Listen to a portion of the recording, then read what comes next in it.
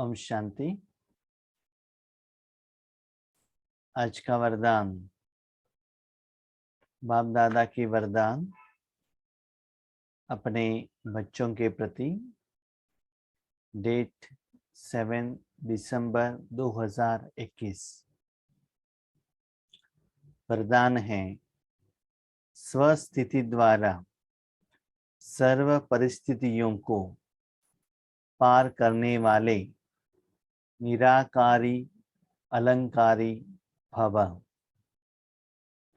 स्वस्थिति द्वारा सर्व परिस्थितियों को पार करने वाले निराकारी अलंकारी भव।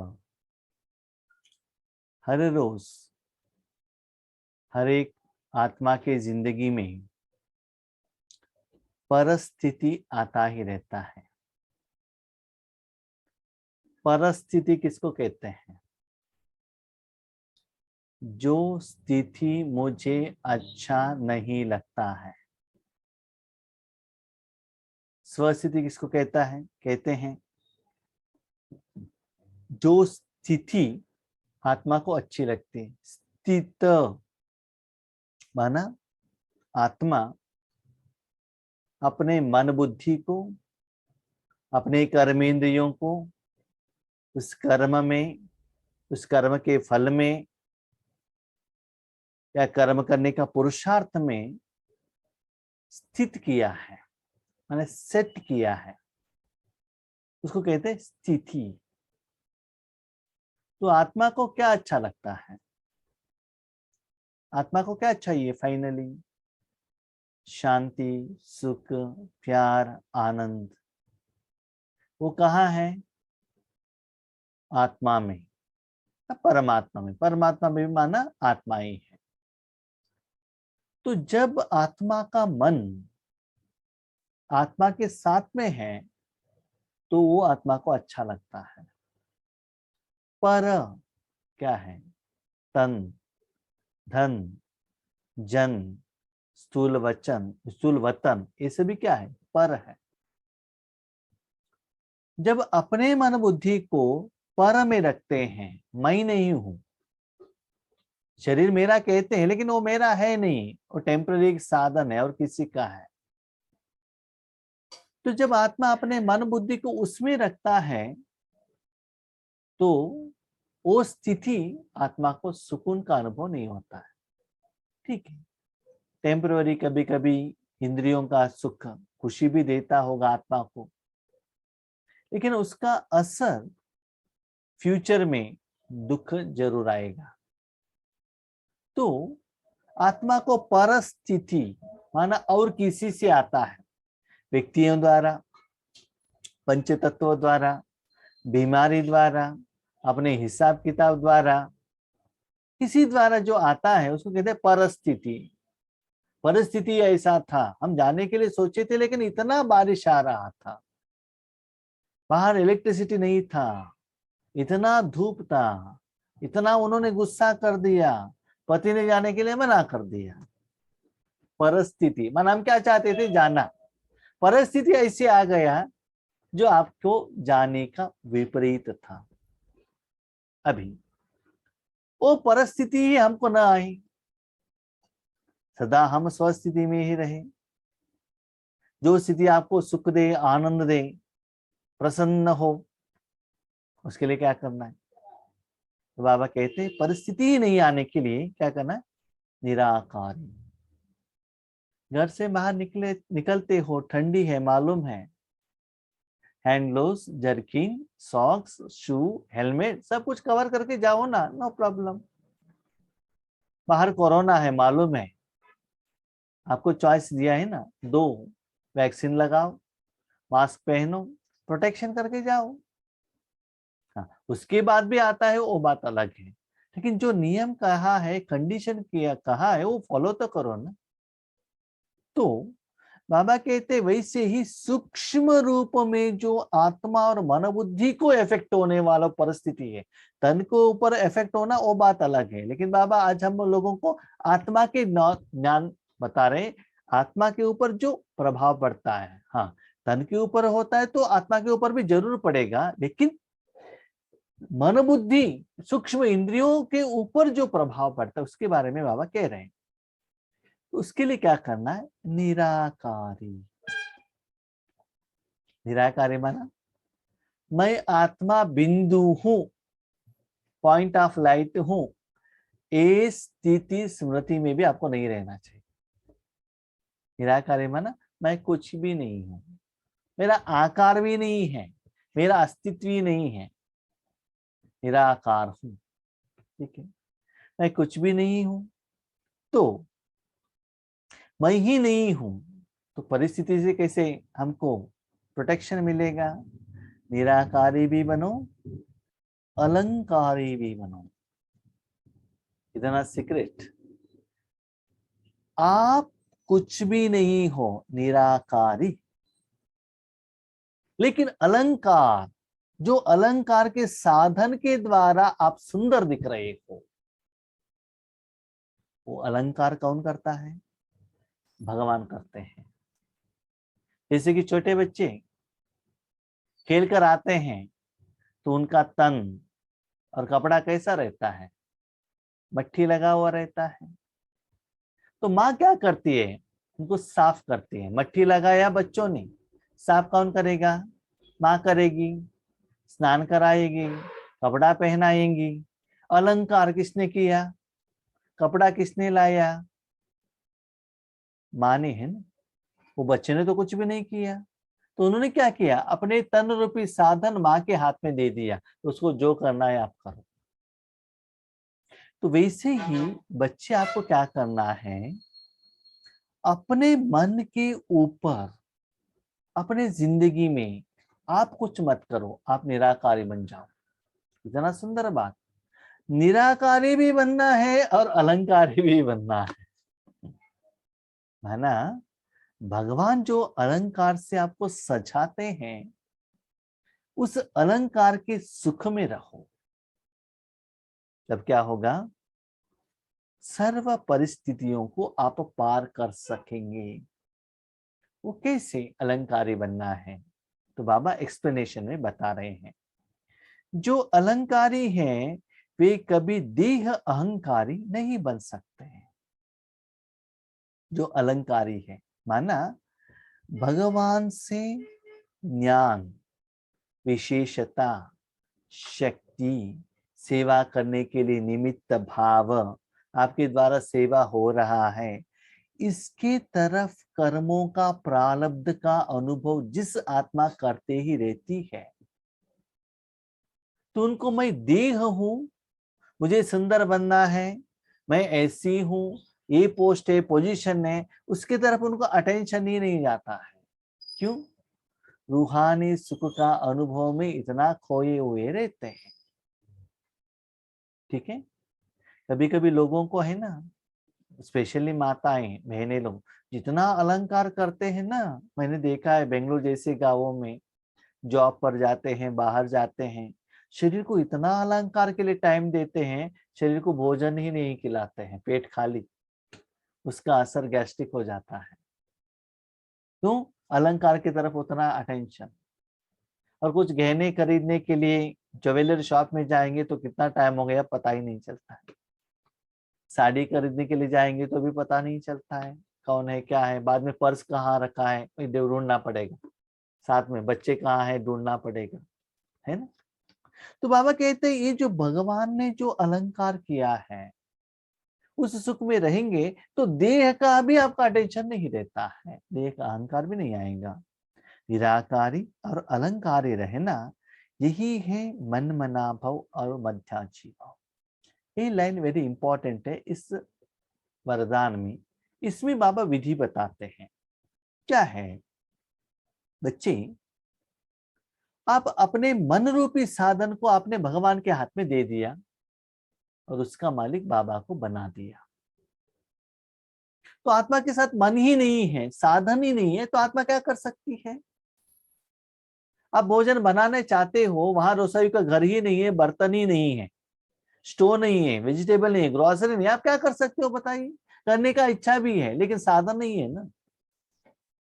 तो ऐसे ही आत्मा को जो कर्म करने के लिए जो फर्स्ट एंड वेरी इंपॉर्टेंट साधन का जो जरूरत है मन, वही आपने किसके हाथ में दे दिया? बाबा को दे दिया। तो बाबा उसको क्या करेगा? अलंकार सजाएगा, सुंदर बनाएगा। बाबा का काम ही वही है ना। माया क्या करेगी? उसको मट्ठी लगाएगी। भगवान क्या करता है? क्लीन करता है और अलंकार करता है। बाबा कहते हैं जब आप, ठीक से सुनेगा, इंपॉर्टेंट बात, फर्स्ट कंडीशन मन मनाप हो, अपने मन रूपी साधन को भगवान के आगे समर्पण करो। इसको बाबा ने कहा निराकारी। जब आपने मन बाबा के हाथ में संपूर्ण दे दिया, आप कुछ भी काम नहीं कर सकते हो, सभी से आप डिटैच हो गए। तो आपने बाबा को देने के बाद बाबा क्या करता है? उसको बाबा ने कहा मध्याजी भव अलंकारी। मध्याजी भव क्या है? तो बाबा का कर्तव्य है स्थापना, पालना, विनाश। ब्रह्मा द्वारा स्थापना, विष्णु द्वारा पालना, शंकर द्वारा विनाश। द्वारा करने वाला शिव परमात्मा। तो ये तीनों मूर्तियों में त्रिमूर्ति माना तीनों मूर्ति एज एन इंस्ट्रूमेंट करने वाला कौन? एनर्जी, पावर, भगवान। ये तीनों में बीच में कौन है? मध्य में कौन है? विष्णु। ठीक है। विष्णु के हाथ में क्या अलंकार दिया है? शंख चक्र गदा पद्म। क्या दिया? शंख चक्र गदा पद्म। तो आज बाबा ये कहते हैं बच्चे, जब आप मन भगवान के हाथ में देते हो तो मैं आपको इस अलंकार से सजाता हूं। क्या राजयोग होने के बाद हमारे हाथ में शंख चक्र गदा पद्म आएंगे क्या? 4 हाथ आएंगे क्या? और 2 एक्स्ट्रा हो जाएगा क्या? किरीट आ जाएगा क्या? ऐसा नहीं। जो आत्मा और मन में जो सजाते हैं वो स्थूल रूप में दिखाया गया है।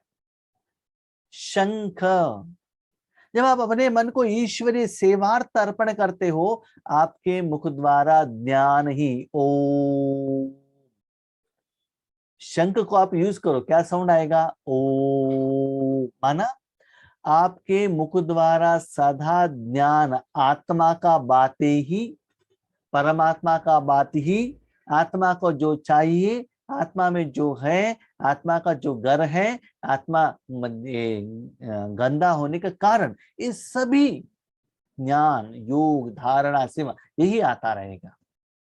शंख चक्र स्वदर्शन, अपने को चक करते जाएंगे, परदर्शन और किसी को नहीं। गधा माया वार करती है, युद्ध करते रहेंगे। कमल खिचड़े में रहते हुए पवित्र। तो ऐसे इस 4 कर्तव्य को आपके मन द्वारा, आपके तन द्वारा, आपके आत्मा द्वारा मैं करता ही रहता हूं। इसके लिए मैं यूज करता हूं। जब उसके लिए बाबा यूज करता है, अभी देखिए छोटी बच्चों को अच्छा कपड़ा पहना है तो क्या करते? देखो मेरा कपड़ा कितना अच्छा है, कितना अच्छा है, कितना अच्छा। खुशी में रहते हैं ना। उसके पास माँ ने चॉकलेट दिया तो चॉकलेट देते ना, देखो चॉकलेट कितना अच्छा है। सर्टिफिकेट देखो, मैंने फर्स्ट रैंक आया है, सर्टिफिकेट दिखाते हैं। कौन? छोटे बच्चे। लेकिन होमवर्क माँ को करना है, ऑनलाइन में स्टडी माँ को करना है, ठीक है, सब कुछ माँ को करना है। और सर्टिफिकेट किसको मिलता है? बच्चों को मिलता है। खुशी में नाचते रहते हैं जब जिस दिन रिजल्ट आता है। तो बाबा कहते हैं बच्चे, ऐसे मैं उस साधन को यूज करता हूं तो मैं आपको अलंकार बनाता हूं। जो अलंकार मैंने किया है उस सुख में रहो ना। तो आप नहीं हो, आप कुछ नहीं कर रहे हो। ज्ञान बाबा सुना रहा है, योग बाबा कर रहा है, टोली बाबा बना रहा है, आप कुछ नहीं कर रहे हो। कौन कर रहा है? बाबा कर रहा है। जब ऐसी स्वस्थिति में सदा स्थित रहते तो सर्व परिस्थितियों को सहज ही पार कर लेते। स्वस्थिति ऐसे ही होना चाहिए। मैं ही कर रहा हूं, मैं ही कर रहा हूं, नहीं, बाबा कर रहा है। साथ साथ मैं कुछ भी नहीं हूं, साथ साथ बाबा जो सेवा कर रहा है उस अलंकार से सुशोभित लोगों को वो दिखाई देना चाहिए। इससे अनेक पुराने स्वभाव समाप्त हो जाते हैं। पुराना जो संस्कार है क्या है, मुझे शरीर को श्रृंगार करना है, पैसे इकट्ठा करना है और कोई चीज चाहिए, शरीरधारियों के साथ बातें करना, ये सभी स्वभाव, शारीरिक स्वभाव वो खत्म हो जाता है। स्व में आत्मा का भाव देखने से भाव स्वभाव की बातें समाप्त हो जाती हैं। मैं आत्मा हूं, आगे वाला भी आत्मा है, उस आत्मा को देना है, उस आत्मा का अच्छाई के लिए देना है। अभी क्या समझते हैं, शरीर हूं, उस शरीरदारी को देना है, उनको ब्रेकफास्ट देना है, चाय देना है, कॉफी देना है, कपड़ा देना है, तो शरीर के लिए सोचते हैं ना, पैसे देना है, गिफ्ट देना है, तो क्या सोचना है, आत्मा के लिए सोचना है। आत्मा का कमाई करो, बाबा का यूज करो, आत्मा को दे दो, भाव स्वभाव में परिवर्तन हो जाता है। सामना करने की सर्व शक्तियां स्वयं में आ जाती है। किसी भी को आगे सामना करने की शक्ति आता है, वो कैसे आ जाता है, सिंपल। दुनिया में कोई भी व्यक्ति कितना भी गुस्सा वाला हो, जब उनको डॉक्टर से काम होना है तो डॉक्टर को उनको जरूरत है, वो उसके आगे चुप रहेगा, क्योंकि आगे वालों से मुझे काम होना है, राइट। दुनिया का ये लॉ है, भले ये कितना भी गुस्से हो, और काम होने के बाद वो गुस्सा करेगा, लेकिन काम होने के पहले चुपचाप रहेगा, क्योंकि काम तो होना चाहिए। तो वैसे ही लोगों को क्या चाहिए, शांति, सुख, आनंद, प्यार आपके साथ में है। जब लोग आपके सामने आएंगे, वो आपको देने लगे, वो चुप रहेंगे, तब वो आगे वाले आपके आगे कोई भी युद्ध नहीं करता है, सामना करने का कोशिश नहीं करता है।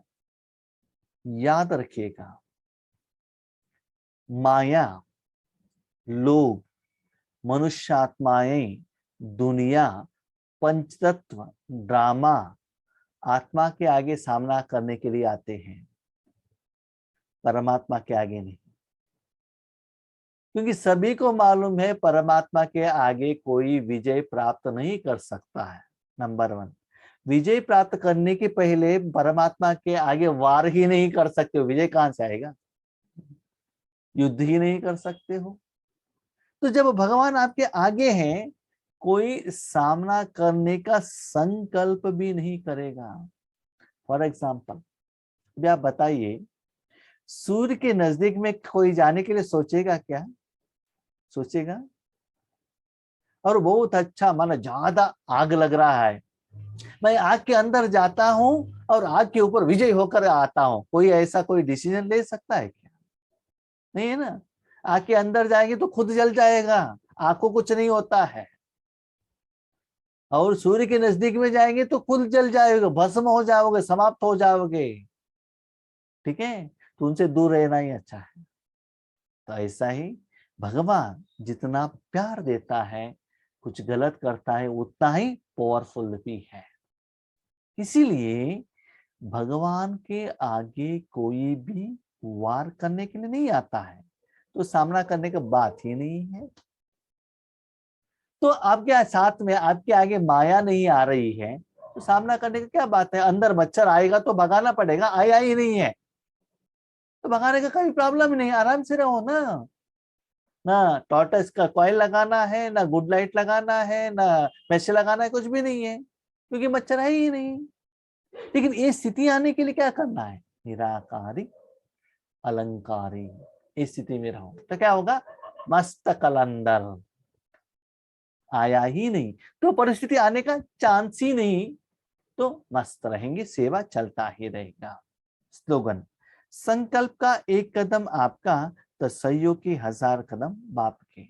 यस बाबा, ऐसे मुझे बनना है। संकल्प करो, साधन मेरे हाथ में दे दूं, बाकी का काम मैं करता हूं। इसमें पुरुषार्थ बाबा का है, आपका नहीं है। आपने संकल्प किया मुझे बिल्डिंग बनाना है, जिम्मेवारी इंजीनियर को दे दिया, तो फाउंडेशन कैसे लगाना है, क्या करना है, वो सभी क्या होता है ना, इंजीनियर डिसाइड करेगा, आपको नहीं, ठीक है। तो साधन उनके हाथ में दे देना, सारा जिम्मेवारी लेने के लिए वो रेडी है ना। तो एक पावरफुल, यथार्थ, विधिवत, जैसे बाबा कहता है ऐसे संकल्प करेंगे तो सहयोग देने के लिए 1000 कदम बाबा आपके साथ में रहेगा। याद रखिएगा, अटेंशन प्लीज, क्या है, आपके संकल्प के लिए बाबा का सहयोग नहीं, सहयोग होगा तो भी 1000 कदम का सहयोग नहीं, याद रखिएगा। अंडरलाइन प्लीज, रेड लाइन से, रेड पेन से। क्या है? आपके संकल्प, आपके इच्छाएं, आपके ख्वाहिश, उसके लिए बाबा का 1000 कदम सहयोग नहीं। बाबा जो कहते हैं उसके अनुसार, उस विधि से आपका संकल्प है, उसके लिए भगवान का सहयोग हजारों कदम के रूप में है। हम कभी कभी बोलते हैं, बाबा कहते हैं 1000 गुजादारी, लेकिन कोई यहाँ हेल्प हमको दिखाई नहीं पड़ रहा है। इतना भी बताओ, बाबा सहयोग ही नहीं दे रहा है। क्यों सहयोग देता है बताओ? एक बहुत अच्छा पिता है और उसका जो बेटा है, वो पिता का नाम बहुत अच्छा है, रोशन है, माना दुनिया में उनका नाम तो बहुत अच्छा है, अच्छे कैरेक्टर वाले हैं, ठीक है। और बेटा जाके हर रोज दारू पीता है और पिता से दारू पीने के लिए पैसे पूछता है और कहता है आ जाओ मेरे साथ में। तो पिता उनको सपोर्ट करेगा क्या? गलत काम के लिए सहयोग कर देगा? नहीं देगा ना। वही बच्चा घर में रहता है, पिता एक कुछ काम देता है, ड्यूटी देता है, बच्चे ये करो, तो जैसे पिता कहते हैं वैसे बच्चा काम करेगा, उसके लिए उसके पिता का सहयोग मिलेगा। इसीलिए भगवान समय के अनुसार जो कहते हैं वैसे अपने मन को, स्थिति को परिवर्तन करते चलो। तो मुझे भी अनुभव है, भगवान का सहयोग इतना लगता है आपको, ऐसा कि मैं कुछ भी नहीं कर रहा हूँ, उनका सहयोग बहुत कुछ है। पहले पहले ऐसे लगता था माना लौकिक का बात कह रहा हूँ, इवन ईश्वरीय ज्ञान के बारे में जो भी हमारा एफर्ट ज्यादा है, बाबा का कम है, ऐसा लगता था। लेकिन आगे अनुभव होते होते ऐसा लगता है भगवान का अनुभव, साथ, सहयोग। तो बाबा कहते सपोर्ट, 1000 कदम सहयोग क्यों कहा? कितना सुंदर बाबा, हर वर्डिंग बाबा कितना सुंदर कहते हैं बच्चे। वो ड्यूटी, वो पार्ट, वो जिम्मेदारी आपका है, मैं सिर्फ सपोर्ट देने वाला हूँ, मालिक आप हो। कितना बाबा निरहंकारी है, जो कुछ भी करता है अपने बच्चों के लिए करता है, इतना श्रेष्ठ कर्म करता है और फल बाबा को देता है। और कभी भी ये नहीं कहता बच्चे मालिक मैं हूं, कहता है कभी? लौकिक माँ कभी भी कह सकती है अपने बच्चों को, क्या कह सकती है? आपको जन्म मैंने दिया, बड़ा मैंने किया। पिता कह सकता है आपका स्कूल का पेमेंट मैंने दिया। एक्चुअली क्या है ना, ये सब हिसाब किताब है। किसी जन्म में आप बेटी थी, वो बेटा माँ थे, हिसाब किताब है। हिसाब किताब होने के बावजूद भी हम कहते हैं मैंने किया। और बाबा सदा देता है हमारे लिए, फिर भी कहता है बच्चे मैं नहीं कहता हूँ, मैं नहीं देता हूँ, आपके लिए मैं सहयोग देता हूँ, मालिक आप हो और मैं सहयोगी हूँ। तो देखिए उनकी बातों में कितना निरहंकारीपन है। समझ लीजिए उसमें से 1% हमारे में वो अधिकार होता तो कितना अहंकार में हम आ जाते थे। हमारे पास कुछ है ही नहीं, फिर भी कितना अहंकार दिखाते हैं। वो तो खान है, गुणों का खान है, शक्तियों का खान है, इतना सहयोग देता है, फिर भी कहता है बच्चे आई एम ओबीडिएंट सर्वेंट। इतना पावरफुल अथॉरिटी, उसके बाद भी उतना ही निरहंकारी था। तो ये हमें बाबा से सीखना है। अच्छा, Om Shanti. Thank you Baba.